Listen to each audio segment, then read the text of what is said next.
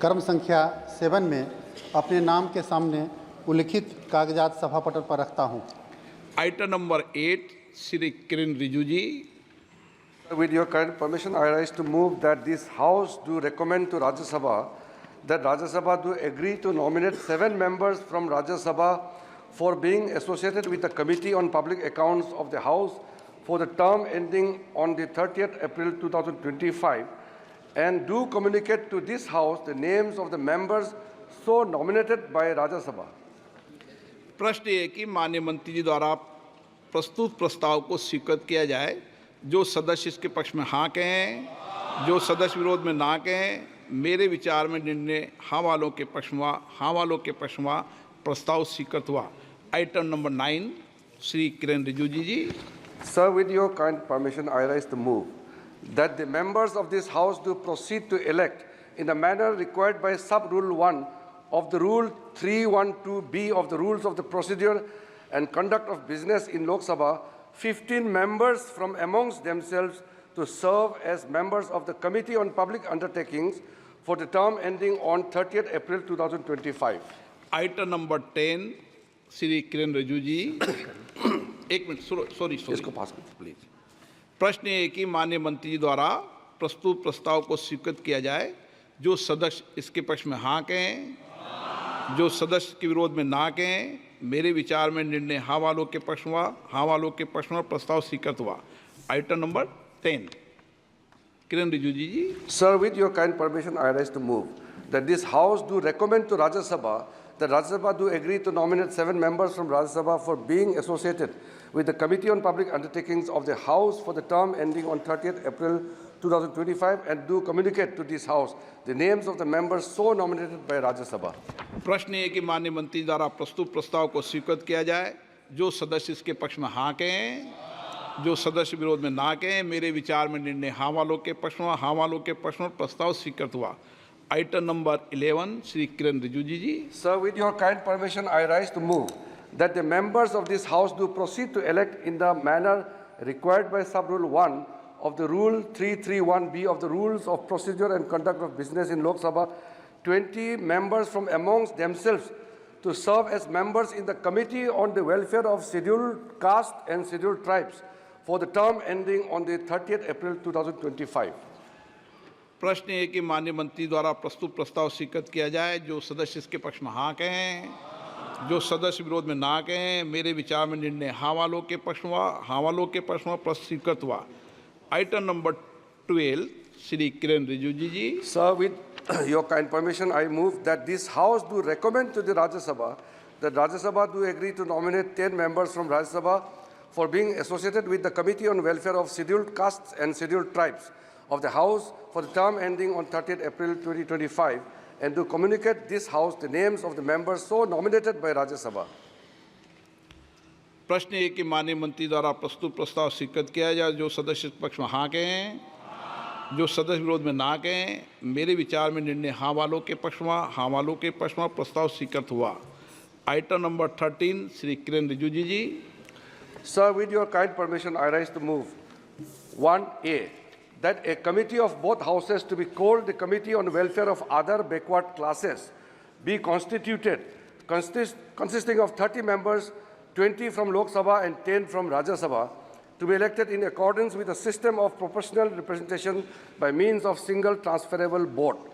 B, that a minister shall be eligible for election as a member of the committee, and that if a member, after his or her election to the committee, is appointed a minister, he or she shall cease to be member thereof from the date of such appointment. C, that the chairperson of the committee shall be appointed by the Speaker from amongst the members of the committee. 2, that the functions of the committee shall, close 1, to consider the report submitted by the National Commission for Backward Classes under Article 338B of the Constitution and to report to the both houses as to the measures that should be taken by the Union Government in respect of matters within the purview of Union Government, including the administrations of the Union Territories. B, to report to the House, both the houses, on action taken by the Union Government and administration of the Union Territories on the measures proposed by the committee. 3, to examine the measures taken by the union government to secure due representation of other backward classes, particularly the most backward classes in services and the posts under its control, including appointments in the public sector undertakings, statutory and semi-government bodies, and in the union territories, having regard to the provisions of the Constitution. 4. To report to both houses on the working of the welfare programs for other backward classes in the union territories. 5. To consider generally and to report to both houses on all matters concerning the welfare of other backward classes which fall within the purview of union government, including administrations of union territories. 6. To examine such matter as may be deemed fit by the committee or specifically referred to it by the House or the Speaker. 3. That the members of committee shall hold office for a period of 1 year from the date of first meeting of the committee, which shall be reconstituted thereafter for 1 year at a time, according to procedure described in para 1 above. 4. That in order to constitute a sitting of the committee, the quorum shall be 10. 5. That in all other respects of the rules of procedures of this House relating to parliamentary committees shall apply, with such variations and modifications as Speaker may take.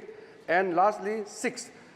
That this House do recommend to the Rajya Sabha that the Rajya Sabha do join in committee and communicate to this House the names of members elected amongst the members of Rajya Sabha to the committee as mentioned above. Thank you. प्रश्न है कि माननीय मंत्री द्वारा प्रस्तुत प्रस्ताव को स्वीकृत किया जाए। जो सदस्य इसके पक्ष में हाँ कहें, जो सदस्य विरोध में ना कहें। मेरे विचार में निर्णय हाँ वालों के पक्ष में, हाँ वालों के पक्ष में प्रस्ताव स्वीकृत हुआ। नियम 377 के अधीन मामलों को सभा पटल पर रखा जाए।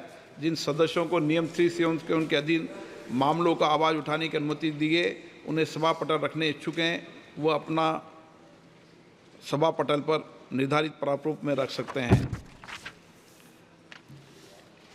माननीय सदस्यगण, अब फ्राइडे हो चुका है सर, तब भी सदन अब राष्ट्रपति के अभिभाषण पर चर्चा के रखेगा। आरंभ करने के पहले चर्चा के लिए समय निर्धारण करना है। यदि सदन सहमत हो, चर्चा के लिए 16 घंटे निर्धारित कर दें।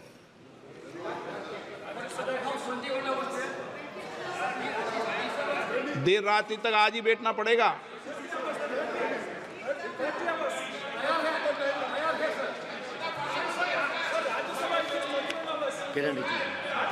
सर, मैं एक मिनट। सर, आपने जैसे कहा, अभी मुझे अच्छा लगा कि हमारे ऑपोजिशन के प्रमुख दल सब तैयार है चर्चा के लिए, और हम लोग ने पहले दिन भी अपील किए थे। समय सर, आपने जो प्रपोज किया है सरकार की तरफ से बिल्कुल सहमत है, और मैं अनुरोध करूंगा, क्योंकि एक दिन हमारा नष्ट हो चुके हैं, पहला दिन। आज के दिन और कल के दिन को हम लोग जितना हो सके उपयोग करें।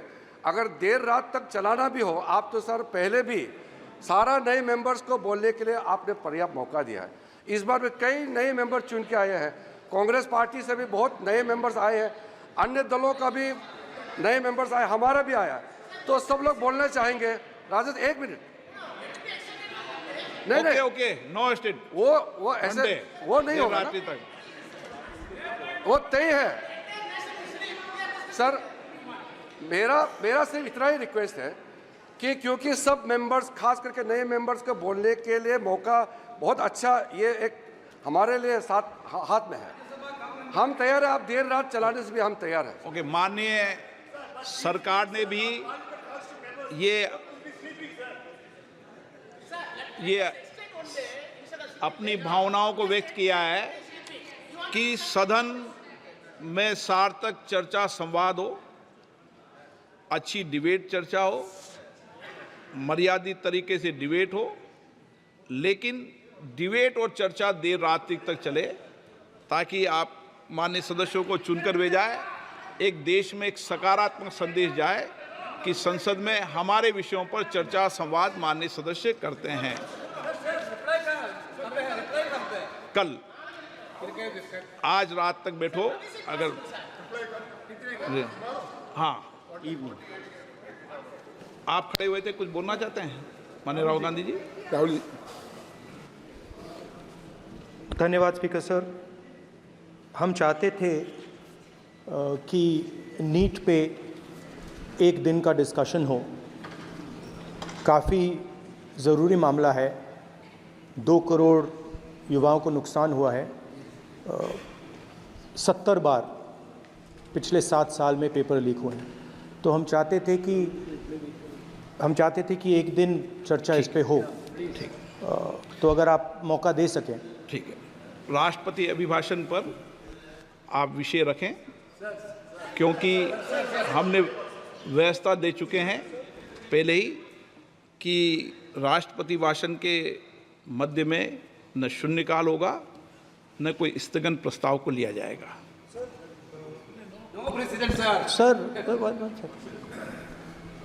प्रेसिडेंट सर, तो जो पार्लियामेंट अध्यक्ष से- बनाता है वही प्रेसिडेंट होते हैं वेणुगोपाल जी। सर पार्लियामेंट से माननीय फिर सभापति बता देंगे, ये प्रेसिडेंट होते हैं ना साहब।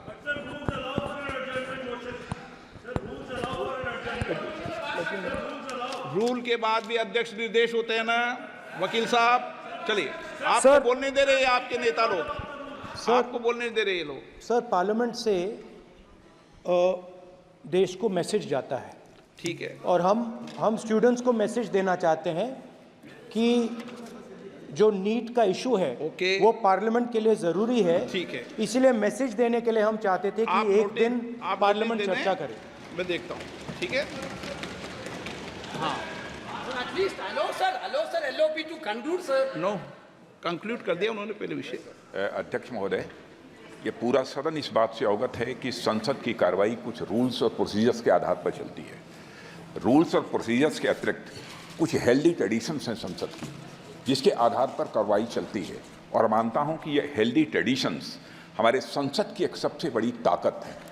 जब कभी भी राष्ट्रपति जी के अभिभाषण पर चर्चा होती है तो आज तक कभी ऐसा नहीं हुआ है, क्योंकि अपने लंबे संसदीय जीवन में जो मैंने देखा है उस आधार पर मैं कह सकता हूं कि अन्य किसी विषय पर उस समय चर्चा हुई हो।